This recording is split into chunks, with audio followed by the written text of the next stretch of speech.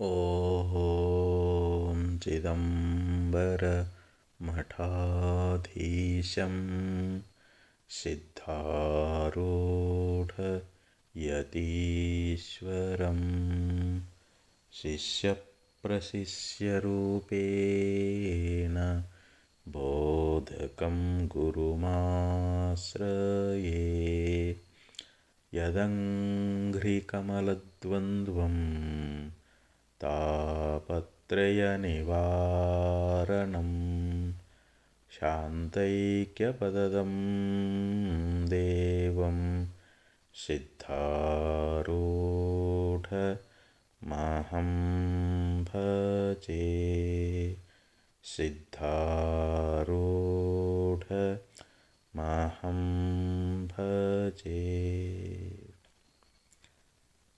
ಅದ್ವೈತ ಸಾರ್ವಭೌಮ ಚಕ್ರವರ್ತಿ ಜಗದ್ಗುರು ಸಿದ್ಧಾರೂಢ ಮಹಾಸ್ವಾಮಿಗಳವರ, ಜಗದ್ಗುರು ಶಿವರಾಮವಧೂತರ, ಜಗದ್ಗುರು ಭಾರತೀ ಅಪ್ಪಾಜಿಯವರ ಪವಿತ್ರ ಚರಣಾರವಿಂದಗಳಲ್ಲಿ ಅನಂತ ಕೋಟಿ ಶಿರಸಾಷ್ಟಾಂಗ ಪ್ರಣಾಮವನ್ನು ಸಲ್ಲಿಸುತ್ತೇನೆ. ಶ್ರೀಮನ್ ನಿಜಗುಣ ಶ್ರೀಗಳವರು ಕೈವಲ್ಯ ಪದ್ಧತಿಯೊಳಗೆ ನೀತಿ ಕ್ರಿಯಾಚರ್ಯ ಸ್ಥಳದಲ್ಲಿ ಬಹು ಸುಂದರವಾಗಿರ್ತಕ್ಕಂಥ ಉಪದೇಶವನ್ನು ನೀಡ್ತಾ ಇದ್ದಾರೆ. ಮಂದಮತಿಗೆ, ವಿಚಾರಿಗೆ, ದೈವಪರನಿಗೆ ಚಂದವೆನಿಪ ಕಾಂಡಗಳನ್ನು ಎಂತು ತಿಳಿಯುವುದು. ಲೋಕದೊಳಗೆ ಮೂರು ರೀತಿಯಾಗಿರ್ತಕ್ಕಂಥ ಅಧಿಕಾರಿಗಳಿರ್ತಾ ಇದ್ದಾರೆ. ಯಾವನು ಮಂದಮತಿಯಾಗಿದ್ದಾನೆಯೋ ಅಂಥವನಿಗೆ ವೇದಗಳು ಸತ್ಕರ್ಮಗಳನ್ನು ಮಾಡುವಂಥ ಉಪದೇಶವನ್ನು ಮಾಡ್ತಾ ಇದ್ದಾವೆ. ಯಾಕಂದ್ರೆ ಅವನು ದೇಹದೊಳಗೆ ಅಭಿಮಾನವುಳ್ಳವನಾಗಿರ್ತಾನೆ. ದೇಹವೇ ತಾನು ಅಂತ ತಿಳ್ಕೊಂಡಿರ್ತಾ ಇದ್ದಾನೆ. ಹೀಗಾಗಿ ಅವನಿಗೆ ವೇದಗಳು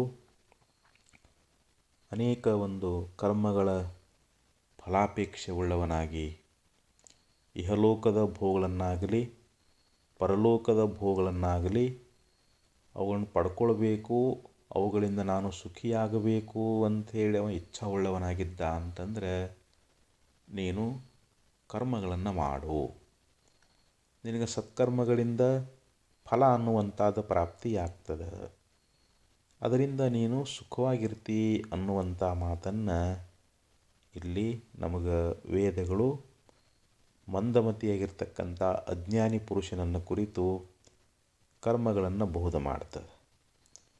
ಇನ್ನು ಅದರಲ್ಲಿಯೂ ಕೂಡ ಸ್ವಲ್ಪ ವಿವೇಕವುಳ್ಳವನಾಗಿದ್ದ, ಸತ್ ಅಸತ್ತುಗಳನ್ನು ವಿಚಾರ ಮಾಡುವಂಥ ಶಕ್ತಿ ಅವನಲ್ಲಿ ಇತ್ತು ಅಂತಂದರೆ ಅವನಿಗೆ ವೇದಗಳು ಏನು ಹೇಳ್ತವೆ ಅಂತಂದರೆ ನೀನು ಜ್ಞಾನವನ್ನು ಮಾಡಿಕೋ, ಜ್ಞಾನದ ಉಪದೇಶ ಅನ್ನುವಂಥದ್ದನ್ನು ಅವರಿಗೆ ಹೇಳ್ತಾ ಇದ್ದಾರೆ. ಇನ್ನು ಯಾವನು ದೈವದಲ್ಲಿ ಭಕ್ತಿ ಉಳ್ಳವನಾಗಿದ್ದಾನೆ, ಭಗವಂತನಲ್ಲಿ ಅವನಿಗೆ ಶ್ರದ್ಧಾ ಅನ್ನುವಂಥದ್ದು, ಅವನನ್ನು ಕುರಿತು ಇಲ್ಲಿ ವೇದಗಳು ಭಕ್ತಿ ಎನ್ನುವಂಥದ್ದನ್ನು ಉಪದೇಶ ಮಾಡ್ತಾ ಇದ್ದಾವೆ. ಸದಾ ನೀನು ಭಗವಂತನ ಚಿಂತನ ಅನ್ನುವಂಥದ್ದನ್ನು ಮಾಡು ಅಂಥೇಳಿ ಹಿಂಗೆ ನಮಗೆ ವೇದಗಳು ಬಹು ಸುಂದರವಾಗಿ ಮೂರು ರೀತಿಯಾಗಿರ್ತಕ್ಕಂಥ ಉಪದೇಶವನ್ನು ಅವರವರ ಅಧಿಕಾರಕ್ಕನುಸಾರವಾಗಿ ಉಪದೇಶ ಅನ್ನುವಂಥದ್ದನ್ನು ಮಾಡಿದ್ದಾರೆ. ಈಗ ಒಬ್ಬ ರತ್ನದ ವ್ಯಾಪಾರಿ ಅದಾನ ಅಂತ ತಿಳ್ಕೊಡ್ರಿ ನೀವು. ಅಲ್ಲಿ ನಾನಾ ರೀತಿಯಾಗಿರ್ತಕ್ಕಂಥ ರತ್ನಗಳನ್ನು ವ್ಯಾಪಾರಕ್ಕೆ ಇಟ್ಟಿರ್ತಾನೆ. ಆದರೆ ಇಲ್ಲಿ ತೆಗೆದುಕೊಳ್ಳುವಂಥ ವ್ಯಕ್ತಿಗಳು ಅವರವ್ರ ಶಕ್ತಿಗನುಸಾರವಾಗಿ, ಯಾಕಂದ್ರೆ ಒಂದಕ್ಕಿಂತ ಒಂದು ಬೆಲೆ ಅದಕ್ಕಿರ್ತಾವೆ. ನಮಗೆ ತಗೊಳ್ಳುವಂಥ ಸಾಮರ್ಥ್ಯ ಎಷ್ಟು ಇರ್ತದೆ, ನಾವು ಅಂಥ ರತ್ನವನ್ನು ಆಯ್ಕೆ ಮಾಡಿಕೊಳ್ಬೇಕು.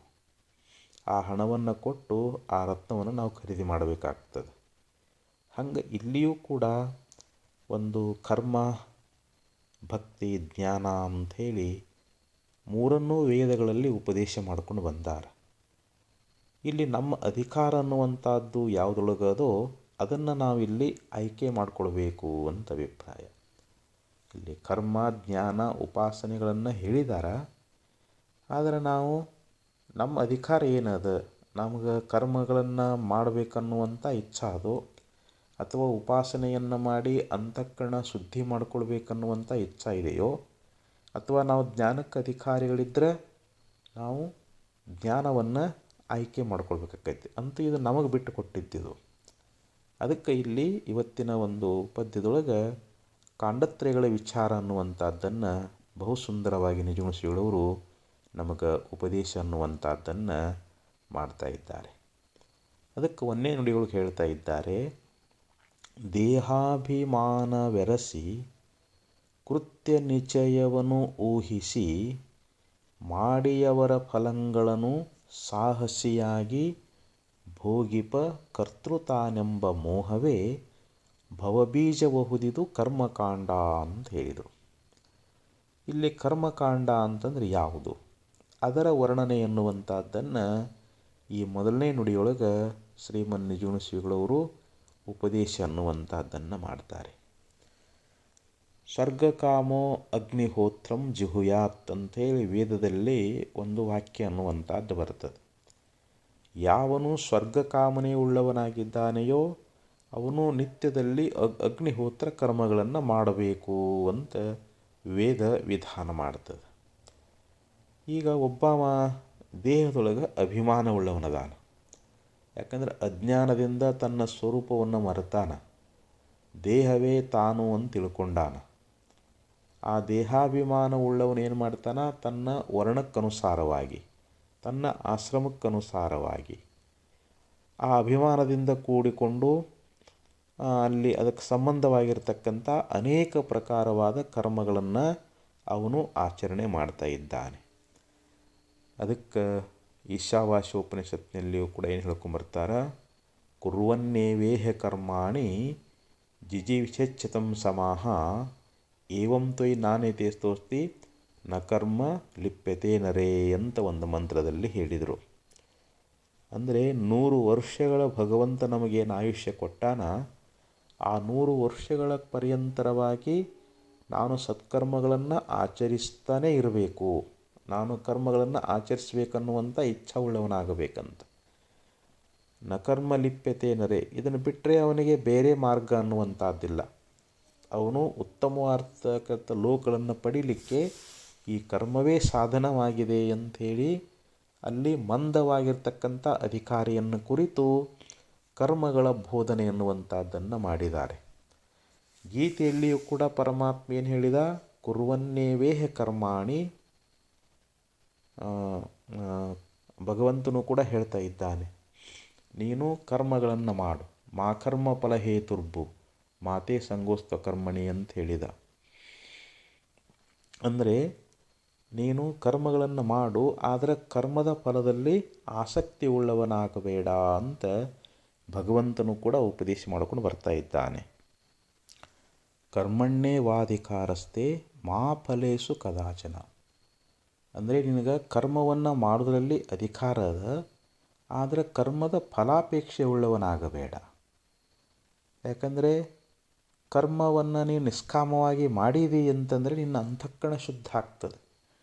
ಶುದ್ಧವಾಗಿರ್ತಕ್ಕಂಥ ಅಂತಃಕರಣದೊಳಗನ ಜ್ಞಾನೋದಯ ಆಗ್ತದೆ ಅಂಥೇಳಿ ಭಗವಂತನು ಕೂಡ ಫಲಾಪೇಕ್ಷರಹಿತವಾಗಿ ಮಾಡುವಂಥ ಕರ್ಮ ಅದು ಯೋಗ ಅಂತ ಹೇಳಿಸ್ಕೊಳ್ತದೆ ಅಂತ ಭಗವಂತ ಭಾಳ ಸುಂದರವಾಗಿ ಉಪದೇಶ ಮಾಡಿದ್ದಾನೆ. ಹಂಗೆ ಇಲ್ಲಿ ದೇಹಾಭಿಮಾನವೆರಸಿ ಅಂದರೆ ದೇಹದೊಳಗೆ ನಾನು ಅನ್ನುವಂಥ ಅಭಿಮಾನದಿಂದ ಕೂಡಿಕೊಂಡು ಕೃತ್ಯ ನಿಚಯವನು ಅಂತ ಹೇಳಿದರು. ಇಲ್ಲಿ ಅನೇಕ ಒಂದು ಫಲಗಳದಾವು. ಈಗ ಸಂಸಾರದೊಳಗೆ ನಾವು ಈ ಲೋಕದಲ್ಲಿರ್ತಕ್ಕಂಥ ಯಾವ ಸಂಪತ್ತನ್ನು ಬಯಸ್ತೀವಿ, ಮಡದಿ ಮಕ್ಕಳನ್ನು ಬಯಸ್ತೀವಿ, ಅಧಿಕಾರವನ್ನು ಬಯಸ್ತೀವಿ, ಅನೇಕ ವಿಧವಾಗಿರ್ತಕ್ಕಂಥ ಫಲಗಳದಾವು. ನಾವು ಯಾವ ಕರ್ಮವನ್ನು ಮಾಡಿದರೆ ನಮಗೆ ಯಾವ ಫಲ ಸಿಗ್ತದೆ ಅನ್ನೋದನ್ನು ನಾವು ಅರ್ಥಕೊಂಡು ಏನು ಮಾಡ್ತೀವಿ, ಆ ಒಂದು ಫಲದ ಅಪೇಕ್ಷೆ ಉಳ್ಳವರಾಗಿ ಅದಕ್ಕೆ ಸಂಬಂಧಪಟ್ಟಿರ್ತಕ್ಕಂಥ ಕರ್ಮಗಳನ್ನು ನಾವು ಮಾಡ್ತಾ ಇದ್ದೀವಿ. ಈಗ ಒಬ್ಬನಿಗೆ ಸ್ವರ್ಗದ ಅಪೇಕ್ಷೆ ಇತ್ತು ಅಂತಂದರೆ ಅವನು ಅಗ್ನಿಹೋತ್ರಾದಿ ಕರ್ಮಗಳನ್ನು ಮಾಡಿ ಅವನು ಸ್ವರ್ಗಲೋಕವನ್ನು ಪಡೀತಾ ಇದ್ದಾನೆ. ಅದಕ್ಕೆ ಯಂ ಯಂ ಲೋಕಂ ಮನಸಾ ಸಂವಿಭಾತಿ ತಂ ತಂ ಲೋಕಂ ಜಯತೆ ತಾಂಶ್ಚ ಕಾಮಾನ್ ಅಂತ ಉಪನಿಷತ್ತು ಹೇಳ್ತದೆ. ಅಂದರೆ ಯಾವ ಯಾವ ಕಾಮನೆ ಉಳ್ಳವನಾಗಿದ್ದಾನೆಯೋ ಅವನು ಆ ಲೋಕವನ್ನು ಕುರಿತು ಅಥವಾ ವಸ್ತುವನ್ನು ಕುರಿತು ಕರ್ಮಗಳನ್ನು ಅವನು ಮಾಡಿದ್ದೇ ಆದರೆ ಆ ಲೋಕ ಅನ್ನುವಂಥದ್ದು ಅವನಿಗೆ ಪ್ರಾಪ್ತವಾಗ್ತದೆ ಅಂಥೇಳಿ ಹಿಂಗೆ ಉಪನಿಷತ್ತು ಕೂಡ ಉಪದೇಶ ಮಾಡುವಂಥದ್ದದ.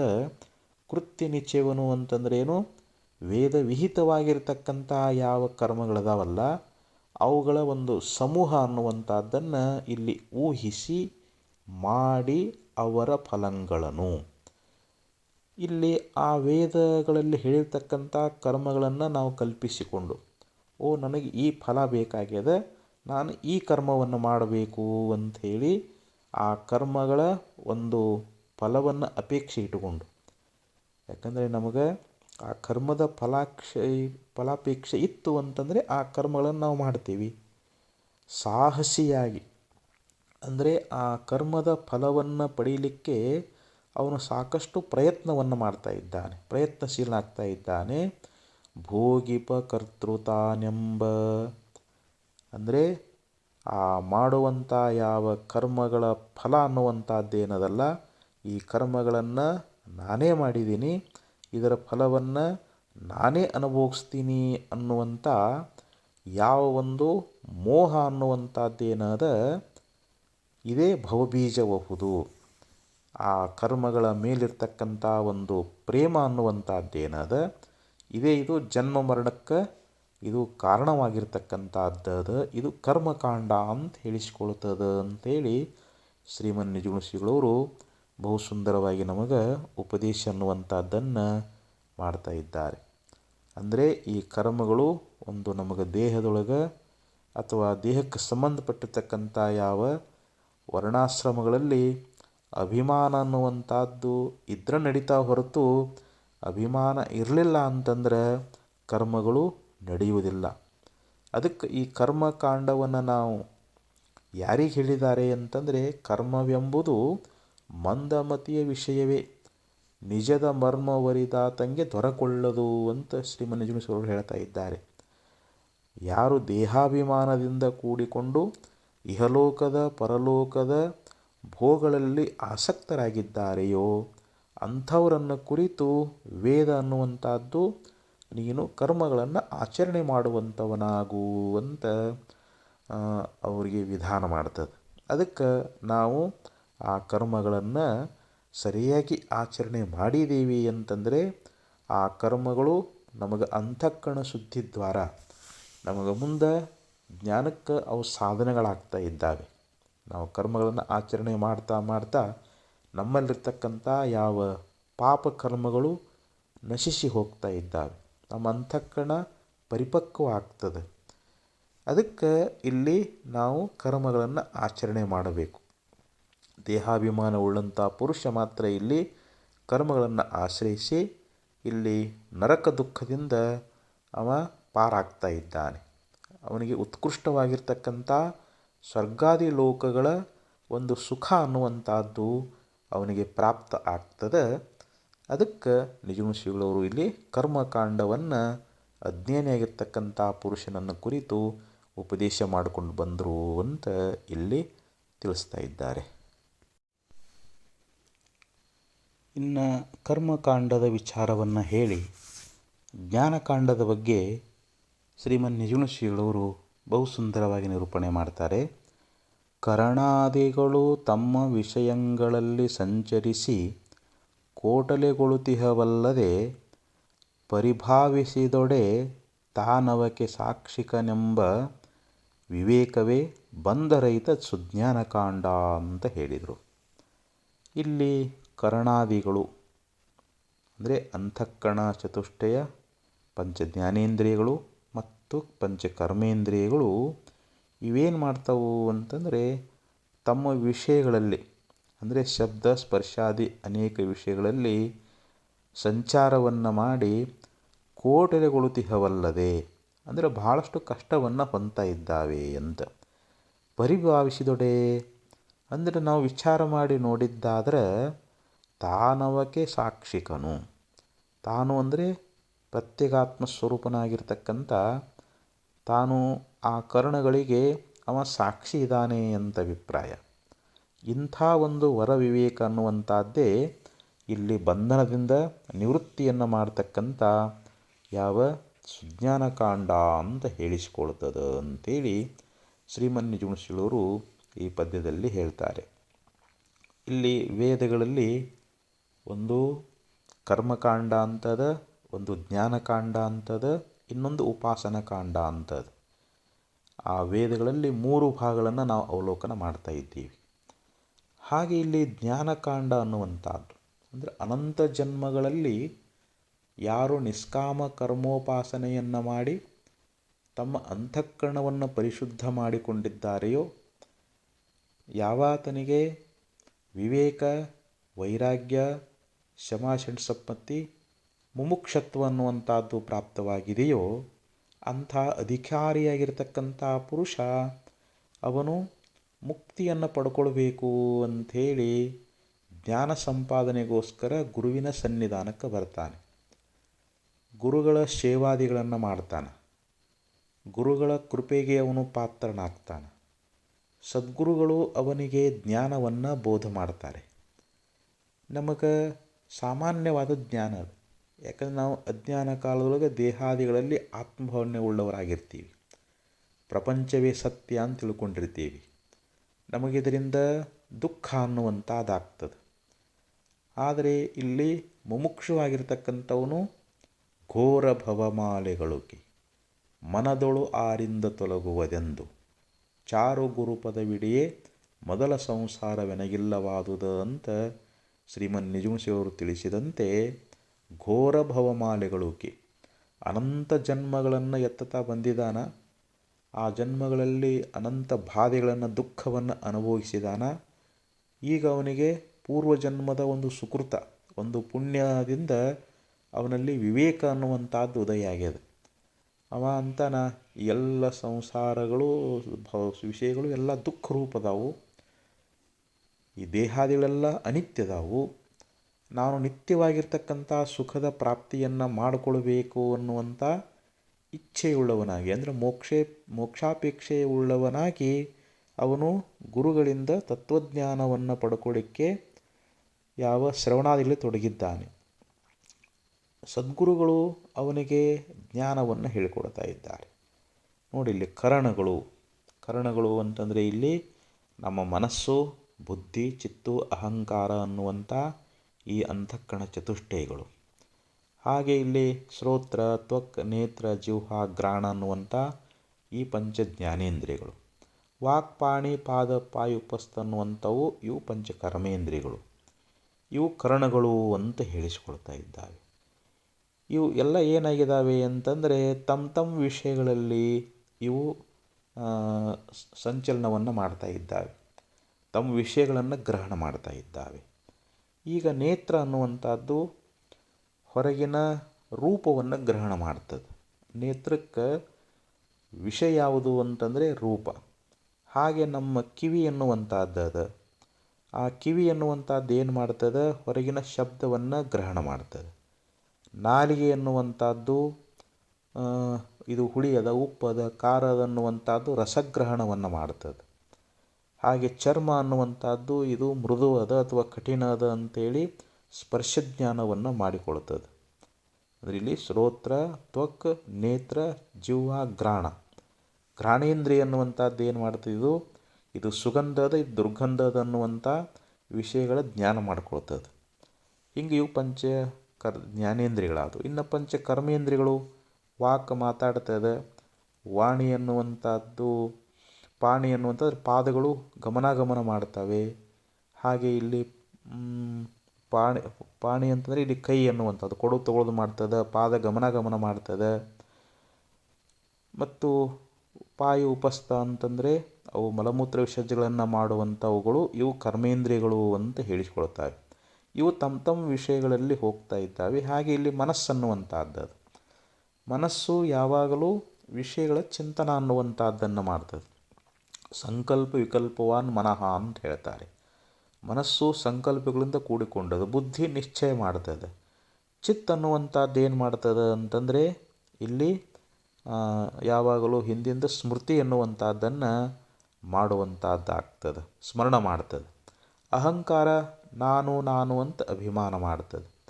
ಹಿಂಗೆ ಇಲ್ಲಿ ಕರ್ಣಗಳು ಏನಾಗಿದ್ದಾವೆ ಅಂತಂದರೆ ಈ ಹೊರಗಿನ ವಿಷಯಾದಿಗಳಲ್ಲಿಯೇ ಅವು ತಮ್ಮ ತಮ್ಮ ವಿಷಯದಲ್ಲಿ ಸಂಚಾರ ಮಾಡಿ ನಾನಾ ರೀತಿಯಾಗಿರ್ತಕ್ಕಂಥ ಒಂದು ದುಃಖ ಅನ್ನುವಂಥದ್ದನ್ನು ಹೊಂದುತ್ತಾ ಇದ್ದಾವೆ.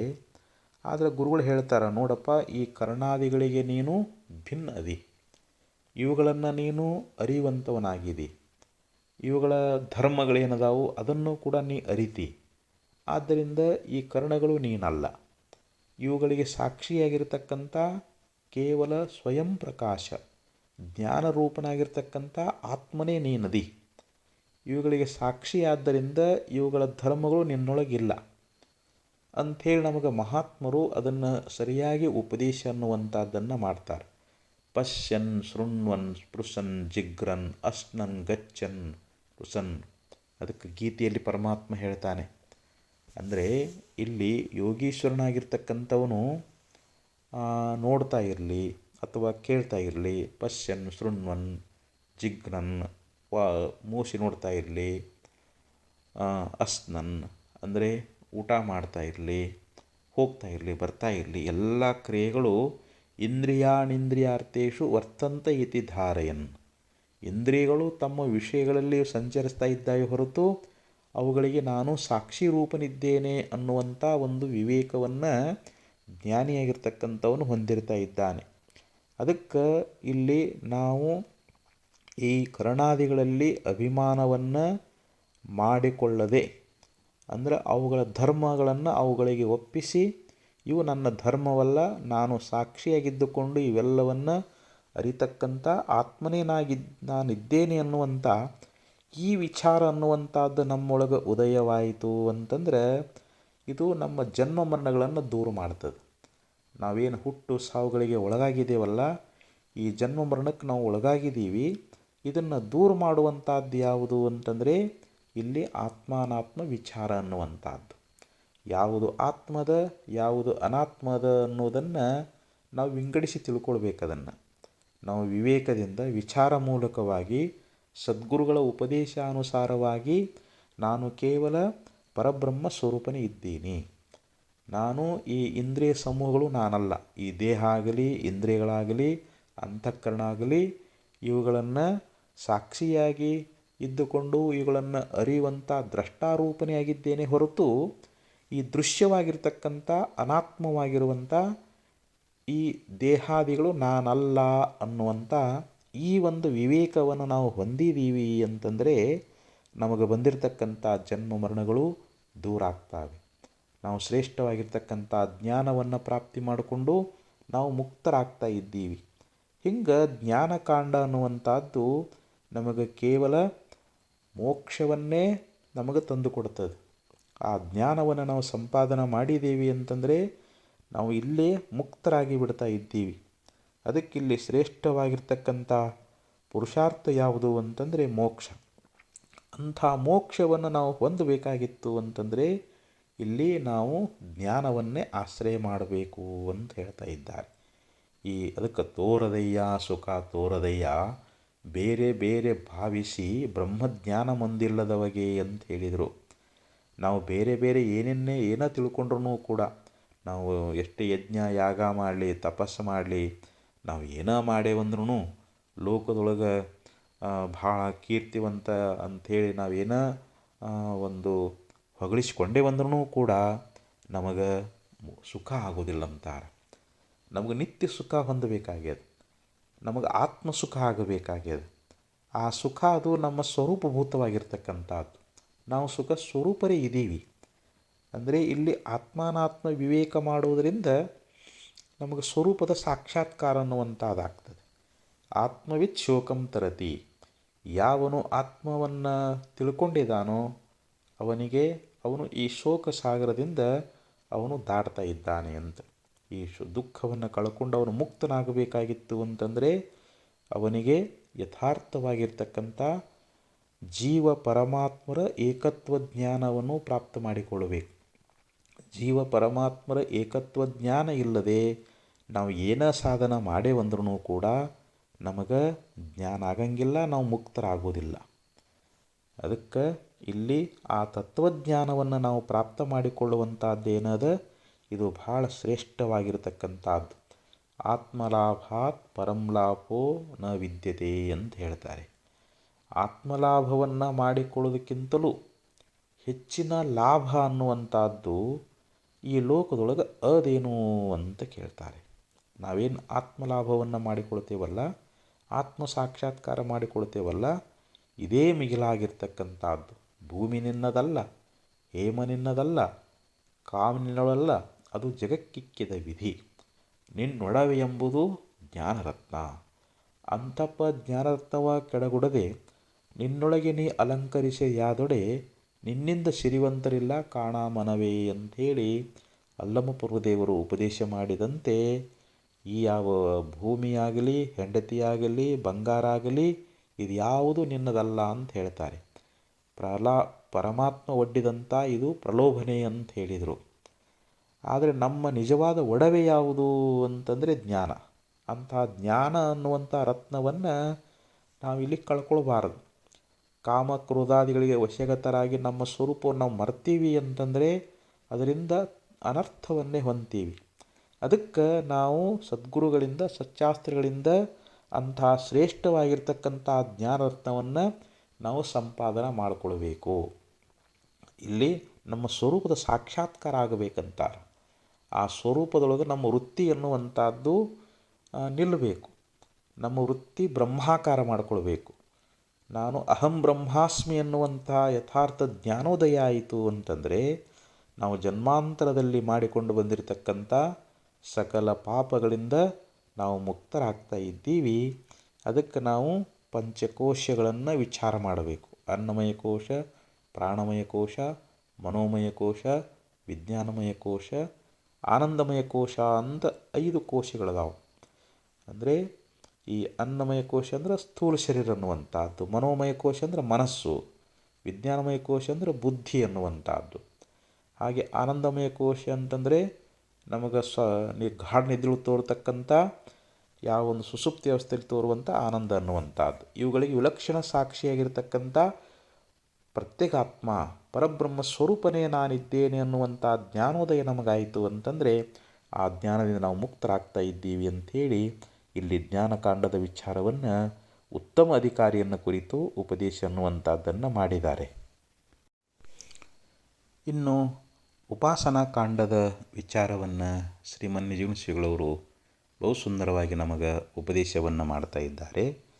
ತಾನು ತನ್ನಸು ತನು ಗುಣ ಕರ್ಮ ವಿಷಯ ಸಂತಾನ ಕರಣ ಭೋಗ ಭುವನಾದಿಗಳನ್ನು ಸಾನುರಾಗದೆ ಶಂಭುಲಿಂಗವೆಂದರಿದು ಅಭಿಮಾನವಿಲ್ಲದುದೇ ಮುಕ್ತಿಯ ನೀವು ಭಕ್ತಿ ಕಾಂಡ ಅಂತ ಹೇಳಿದರು. ಈಗ ನಾವು ಬ್ರಹ್ಮಜ್ಞಾನ ಮಾಡಿಕೊಂಡು ನಾವು ಮುಕ್ತರಾಗಬೇಕಾಗಿತ್ತು ಅಂತಂದರೆ ಆ ಜ್ಞಾನ ಸಂಪಾದನೆ ಎನ್ನುವಂಥದ್ದು ಅದು ಭಾಳ ಕಷ್ಟವಾಗಿರ್ತಕ್ಕಂಥದ್ದು. ಅದು ನಮ್ಮ ಕಡೆಯಿಂದ ಹೆಂಗೆ ಆಗ್ತದೆ ರೀ? ಜ್ಞಾನ ಮಾಡ್ಕೋಬೇಕಂದ್ರೆ ವಿವೇಕ ವೈರಾಗ್ಯಾದಿಗಳನ್ನು ಪ್ರಾಪ್ತ ಮಾಡಿಕೊಳ್ಬೇಕು, ಗುರು ಸನ್ನಿಧಾನಕ್ಕೆ ಹೋಗಿ ಗುರುವಿನ ಸೇವಾ ಮಾಡಬೇಕು, ಮತ್ತು ಅವ್ರು ಹೇಳ್ತಕ್ಕಂಥ ಉಪದೇಶ ನಮ್ಮ ತಲೆಯೊಳಗೆ ಎಲ್ಲಿ ಹೋಗ್ತದೆ, ನಮ್ಮ ಮತಿಯೊಳಗದು ಪ್ರವೇಶ ಆಗೋದಿಲ್ಲ, ಅದು ಭಾಳ ಕಠಿಣ, ಭಾಳ ಕಷ್ಟ ಸಾಧ್ಯ ಐತಿ ಅಂಥೇಳಿ ಒಂದು ವೇಳೆ ನಮಗೆ ಅನಿಸಿದ್ರೆ ಅದಕ್ಕೆ ನಿಜಗುಣಸಿಗಳು ಹೇಳ್ತಾರೆ, ಹೋಗಲಪ್ಪ ನೀನು ಭಗವಂತನಲ್ಲಿ ಭಕ್ತಿಯನ್ನಾದರೂ ಮಾಡು. ಯಾಕಂದ್ರೆ ಮೋಕ್ಷ ಸಾಧನ ಸಾಮಗ್ರ್ಯಾಂ ಭಕ್ತಿರೇವ ಗರೀಯಸಿ ಅಂತ ಶ್ರೀಮತ್ ಶಂಕರ ಭಗವತ್ಪಾದಾಚಾರ್ಯ ಉಪದೇಶ ಮಾಡ್ಯಾರ. ಮುಕ್ತಿಯನ್ನು ಹೊಂದಲಿಕ್ಕೆ ಎಷ್ಟೋ ಸಾಧನೆಗಳದಾವು. ಕರ್ಮ ಅದ, ಆಮೇಲೆ ಯೋಗ ಅದ, ವೈರಾಗ್ಯ ಅದ, ಇನ್ನೂ ಹಲವಾರು ಸಾಧನೆಗಳನ್ನು ವೇದಗಳಲ್ಲಿ ಹೇಳ್ಕೊಂಡು ಬಂದಾರ. ಆದರೆ ಎಲ್ಲ ಸಾಧನೆಗಳಿಗಿಂತಲೂ ಅತಿ ಸುಲಭವಾದ ಸರಳವಾದ ಸಾಧನ ಯಾವುದು ಅಂತಂದರೆ ಇಲ್ಲಿ ಭಕ್ತಿ ಎನ್ನುವಂಥದ್ದು. ಪರಮಾತ್ಮ ಭಕ್ತಿಗೆ ಒಲಿತಾ ಇದ್ದಾನೆ. ಭಕ್ತಿ ಪ್ರಿಯ ನಮ್ಮ ಕೂಡಲ ಸಂಗಮ ದೇವ ಅಂತ ಹೇಳಿದರು.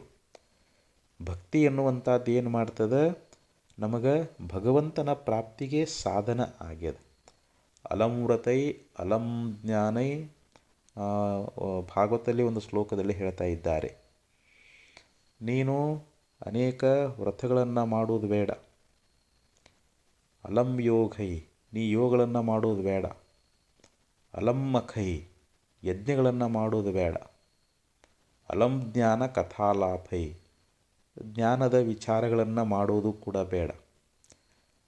ನೀ ಏನು ಮಾಡು ಅಂತಂದರೆ ಭಕ್ತಿ ಎನ್ನುವಂಥದ್ದನ್ನು ಮಾಡು ಅಂತ ಭಾಗವತದಲ್ಲಿ ಹೇಳ್ಕೊಂಡು ಬಂದಾರ. ಭಕ್ತಿ ರೇಖೈವ ಮುಕ್ತಿದ, ನಮ್ಮಲ್ಲಿ ಭಕ್ತಿ ಒಂದಿತ್ತು ಅಂತಂದರೆ ಅದು ನಮಗೆ ಮುಕ್ತಿ ಎನ್ನುವಂಥದ್ದನ್ನು ತಂದು ಕೊಡ್ತದೆ. ಅಲಂ ವ್ರತೈ ಅಲಂ ತೀರ್ಥೈ ಅಲಂ ಯೋಗೈ ಅಲಂ ಮಖೈ ಅಲಂ ಜ್ಞಾನ ಕಥಾಲಾಪೈ ಭಕ್ತಿ ರೇಖೈವ ಮುಕ್ತಿದ ಅಂತ ಹೇಳಿದರು. ನೀನು ತೀರ್ಥಯಾತ್ರೆ ಮಾಡೋದಾಗಲಿ, ವ್ರತ ಮಾಡೋದಾಗಲಿ, ಯಜ್ಞ ಮಾಡೋದಾಗಲಿ, ಇಂಥ ಯಾವ ಸಾಧನೆಗಳನ್ನು ಮಾಡಿ ನೀನು ದುಃಖ ಅನುಭವಿಸೋದಕ್ಕಿಂತ ಅತಿ ಸುಲಭವಾದ ಮುಕ್ತಿಯನ್ನು ಕೊಡಲಿಕ್ಕೆ ಸರಳವಾದ ಮಾರ್ಗ ಯಾವುದು ಅಂತಂದರೆ ಭಕ್ತಿ ಅಂತ ತಿಳ್ಕೊಂಡು ಭಾಗವತ ಮಾತಿನ ಮೇಲೆ ಬಹಳ ಸುಂದರವಾಗಿ ನಮಗೆ ಉಪದೇಶವನ್ನು ಮಾಡಿಕೊಂಡು ಬಂದರು. ಅದಕ್ಕೆ ಭಕ್ತಿ ಮಾತ್ರವನ್ನು ಮಾಡಿದೊಡಂಗನೆ ಕೇಳಿ ಮುಕ್ತಿಯನ್ನು ಒಲಿದೀವನೀಶನು ಅಂತೇಳಿ ನಿಜಗುಣಶೀಲವರು ಕೂಡ ಹೇಳ್ತಾರೆ. ನೀ ಕೇವಲ ಭಕ್ತಿ ಒಂದನ್ನು ಮಾಡು ಅಂತ ಹೇಳ್ತಾರೆ. ಕೇವಲ ಭಕ್ತಿ ಒಂದನ್ನು ಮಾಡಿದರೆ ಸಾಕು, ಪರಮಾತ್ಮ ನಿನ್ನ ಮೇಲೆ ಕರುಣಾ ಮಾಡ್ತಾನೆ, ನಿನ್ನ ಮೇಲೆ ಕೃಪಾ ಮಾಡ್ತಾನೆ, ನಿನಗೆ ಮುಕ್ತಿಯನ್ನು ಅನುಗ್ರಹ ಮಾಡ್ತಾನಂಥೇಳಿ ನಿಜಗುಣಶೀಲವರು ಕೂಡ ಈ ವಿಚಾರವನ್ನು ಹೇಳ್ಕೊಂಡು ಬಂದಾರೆ. ಅದಕ್ಕೆ ಅಂಥ ಭಕ್ತಿ ಕಾಂಡ ಯಾವುದು ಅಂತಂದರೆ ಅಥವಾ ಉಪಾಸನಾ ಕಾಂಡ ಅಂತಲೂ ಕರೀತಾರೆ, ಭಕ್ತಿ ಕಾಂಡ ಅಂತಲೂ ಕೂಡ ಕರೀತಾ ಇದ್ದಾರೆ. ತಾನು ತನ್ನಸು ತನುಗುಣ ಕರ್ಮ ವಿಷಯ ಸಂತಾನ ಕರ್ಣಭೋಗ ಭುವನಾದಿಗಳನ್ನು ಅಂತ ಹೇಳಿದ್ರು. ಇಲ್ಲಿ ತಾನು ಅಂತಂದರೆ ಯಾರು? ಜೀವಾತ್ಮನಾಗಿರ್ತಕ್ಕಂಥ ತಾನು ಅಂತ. ತನ್ನಸು ಅಂದರೆ ತನ್ನ ಪ್ರಾಣ ಅನ್ನುವಂಥದ್ದು. ಹಾಗೆ ಇಲ್ಲಿ ತನು ಅಂತಂದರೆ ಇಲ್ಲಿ ಸ್ಥೂಲ ಸೂಕ್ಷ್ಮ ಕಾರಣ ಅನ್ನುವಂಥ ಯಾವ ಶರೀರಗಳದಾವಲ್ಲ ಅವು. ಆಮೇಲೆ ಗುಣಗಳು ಸತ್ವಗುಣ, ರಜೋಗುಣ, ತಮೋಗುಣ ಅಂತೇಳಿ 3 ಗುಣಗಳದಾವೆ. ಹಾಗೂ ಕರ್ಮ, ತಾನು ಮಾಡ್ತಕ್ಕಂಥ ಒಂದು ಕಾರ್ಯ. ಯಾಕಂದರೆ ಸಂಸಾರದಲ್ಲಿ ನಾವು ಏನಾದರೂ ಒಂದು ಕಾಯಕವನ್ನು ಮಾಡ್ತಿರ್ತೀವಿ, ಯಾವುದೋ ಒಂದು ಕೆಲಸ ಅನ್ನುವಂಥದ್ದನ್ನು ಮಾಡ್ತಾ ಇರ್ತೀವಿ. ಹಾಗೆ ಇಲ್ಲಿ ವಿಷಯ ಸಂತಾನಗಳು ಅಂತ, ವಿಷಯಗಳ ಸಮೂಹ ಅನ್ನುವಂಥದ್ದು. ಸಂಸಾರದೊಳಗೆ ಅನೇಕ ವಿಷಯಗಳು, ಅನಂತ ವಿಷಯಗಳದಾವೆ, ಆ ವಿಷಯಗಳ ಸಮೂಹ ಅನ್ನುವಂಥದ್ದು.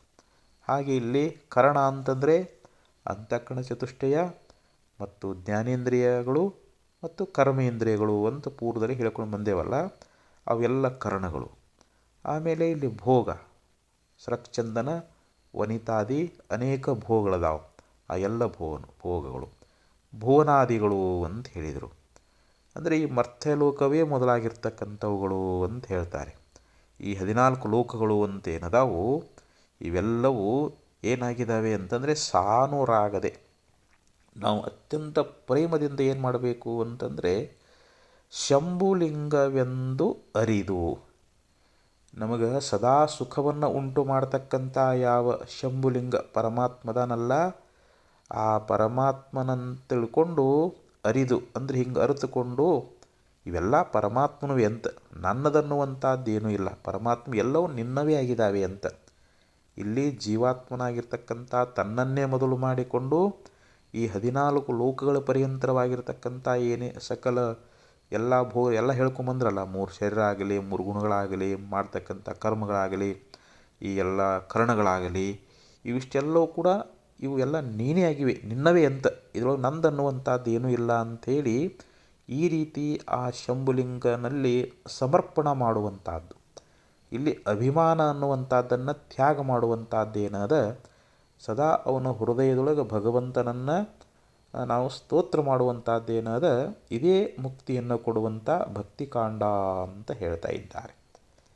ತ್ವಮೇವ ಮಾತಾ ಚ ಪಿತಾ ತ್ವಮೇವ, ತ್ವಮೇವ ಬಂಧುಶ್ಚ ಸಕಲಾ ತ್ವಮೇವ, ತ್ವಮೇವ ವಿದ್ಯಾ ದ್ರವಿಣಂ ತ್ವಮೇವ, ತ್ವಮೇವ ಸರ್ವಂ ಮಮ ದೇವ ಅಂತ ಹೇಳ್ತಾರೆ. ಅಂದರೆ ಇದೆಲ್ಲವೂ ಪರಮಾತ್ಮ ಇದು ನಿನ್ನದೇ ಅಂತ. ತ್ವಮೇವ ಮಾತಾ, ನೀನೇ ತಾಯಿಯಾಗಿದ್ದೀಯಾ. ತ್ವಮೇವ ಪಿತಾ, ನೀನೇ ತಂದೆಯಾಗಿದ್ದೀಯಾ. ತಂದೆನೂ ನೀನೇ, ತಾಯಿಯೂ ನೀನೇ, ಬಂಧು ನೀನೇ, ದೈವವು ನೀನೇ, ಗುರು ನೀನೇ, ಎಲ್ಲವೂ ನೀನೇ ಅಂಥೇಳಿ ಅವನಿಗೆ ನಾವು ಸಮರ್ಪಣೆ ಮಾಡಬೇಕಾಗಿರುವಂಥದ್ದು.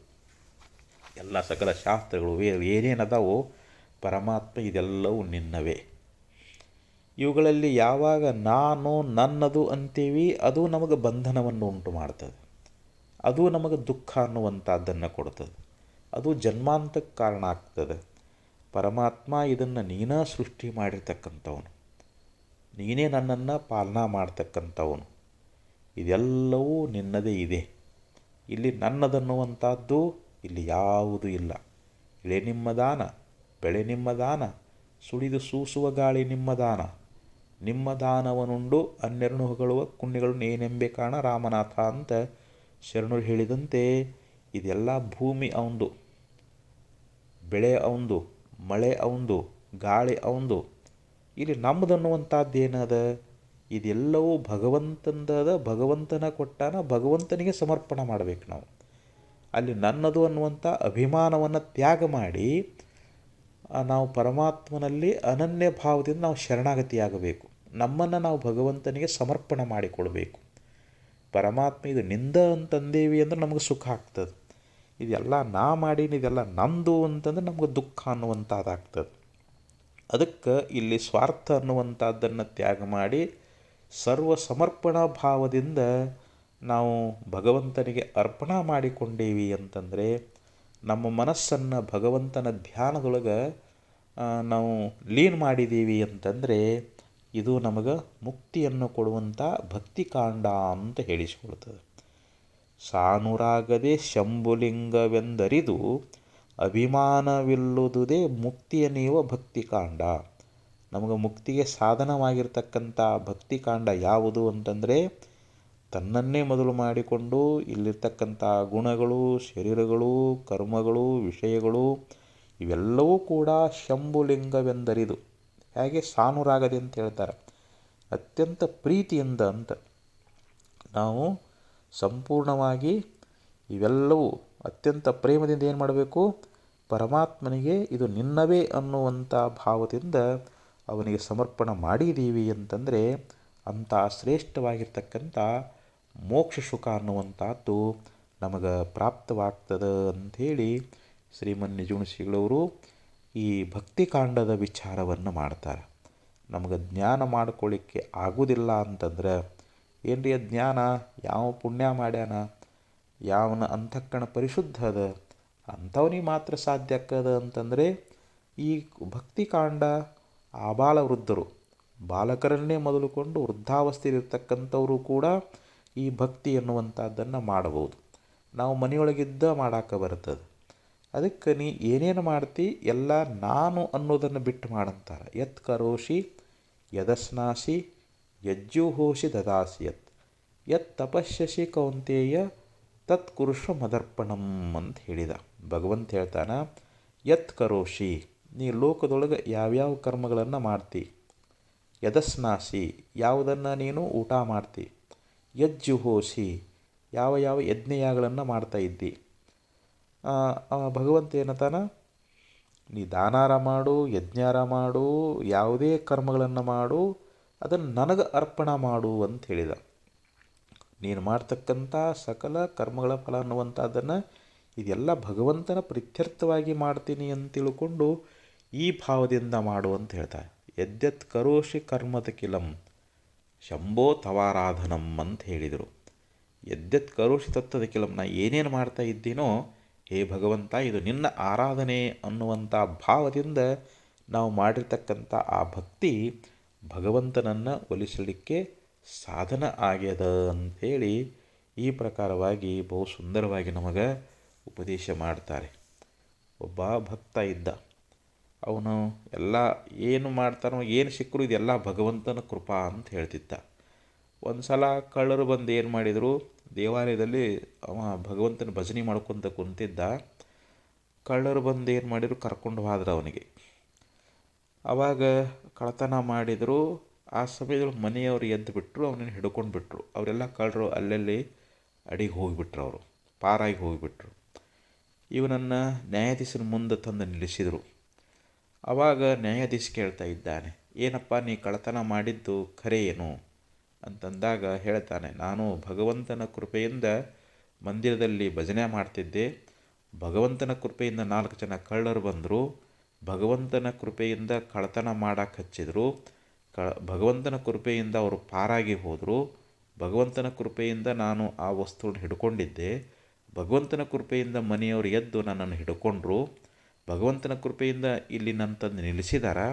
ಭಗವಂತನ ಕೃಪೆಯಿಂದ ನೀವು ಕೇಳ್ತಾ ಇದ್ದೀರಿ, ಭಗವಂತನ ಕೃಪೆಯಿಂದ ನಾನು ಹೇಳ್ತಾ ಇದ್ದೀನಿ ಅಂತಂದಾಗ ನ್ಯಾಯಾಧೀಶನಿಗೆ ಜಡ್ಜಿ ಅಂತ ಇದ್ದಾನ, ನೀ ನಿಜವಾಗಿಯೂ ಕಳ್ಳನಲ್ಲ, ಆ ಕಳ್ಳರೇ ನಿನ್ನನ್ನು ಈ ರೀತಿ ಮಾಡಿದಾರ, ನೀನು ನಿರ್ದೋಷಿಯದಿ ಅಂಥೇಳಿ ಭಗವಂತನ ಕೃಪೆಯಿಂದ ನಿನ್ನನ್ನು ಬಿಡುಗಡೆಗೊಳಿಸ್ತೀನಿ ಅಂಥೇಳಿ ಅವನನ್ನು ಕಳಿಸಿಬಿಟ್ಟಂತ. ಹಂಗೆ ಇದೆಲ್ಲ ಕೊಟ್ಟಿದ್ದಿಷ್ಟು ಭಗವಂತ ನಮಗೆ ಸುಖ ಕೊಡಲಿ ದುಃಖ ಕೊಡಲಿ ಎಲ್ಲ ನಾವು ಮಾಡಿರ್ತಕ್ಕಂಥ ಕರ್ಮಾನುಸಾರವಾಗಿ ಏನು ಕೊಡ್ತಾನಲ್ಲ ಇದೆಲ್ಲ ಭಗವಂತನ ಮಹಾಪ್ರಸಾದ ಅಂಥೇಳಿ ನಾವು ಅದನ್ನು ಸ್ವೀಕರಿಸಬೇಕು. ಹಿಂಗೆ ನಾವು ನಮ್ಮನ್ನು ಭಗವಂತನಿಗೆ ಅರ್ಪಿಸಿಕೊಳ್ಳುವಂಥದ್ದೇನದ, ಸದಾ ನಮ್ಮ ಮನಸ್ಸನ್ನು ಭಗವತ್ ಚಿಂತನೆಯೊಳಗೆ ತೊಡಗಿಸಬೇಕು. ಭಗವಂತನ ಧ್ಯಾನವನ್ನು ಮಾಡಬೇಕು. ಆ ಭಗವಂತನ ಪ್ರೀತ್ಯರ್ಥವಾಗಿ ಮಾಡುವಂಥ ಸತ್ಕರ್ಮಗಳೆಲ್ಲವೂ ಅವು ಭಗವಂತನ ಕೃಪೆಗೆ ಕಾರಣಗಳಾಗ್ತಾ ಇದ್ದಾವೆ. ಅದಕ್ಕಂಥ ಶ್ರೇಷ್ಠವಾಗಿರತಕ್ಕಂಥ ಭಕ್ತಿ ಎನ್ನುವಂಥದ್ದನ್ನು ನಾವು ಮಾಡಿ ಮುಕ್ತಿಯನ್ನು ಪಡೀಲಿಕ್ಕೆ ಬರ್ತದೆ. ಅದಕ್ಕೆ ಶ್ರೀಮನ್ ನಿಜಗುಣ ಶ್ರೀಗಳವರು ಈ ಒಂದು ಪದ್ಯದೊಳಗೆ ಒಂದು ಕರ್ಮಕಾಂಡ, ಜ್ಞಾನಕಾಂಡ, ಉಪಾಸನಕಾಂಡ ಅಂಥೇಳಿ ಕಾಂಡತ್ರಯಗಳ ವಿಚಾರವನ್ನು ಹೇಳಿದ್ದಾರೆ. ಅದರೊಳಗೆ ನಮಗೆ ಯಾವುದು ಸಾಧ್ಯ ಅದ, ಯಾವುದು ನಮಗೆ ಸುಲಭ ಆಗ್ತದೆ, ಅದನ್ನು ನಾವು ಆಚರಣೆ ಮಾಡಿ ನಮ್ಮ ಜನ್ಮವನ್ನು ಪಾವನಗೊಳಿಸೋಣ ಅಂತ ಹೇಳ್ತಾ ಈ 4 ಸದ್ಗುರುಚರಣಕ್ಕೆ ಅರ್ಪಿಸಿ ಇಲ್ಲಿಗೆ ವಿರಮಿಸ್ತಾ ಇದ್ದೇನೆ. ಓಂ ತತ್ಸತ್.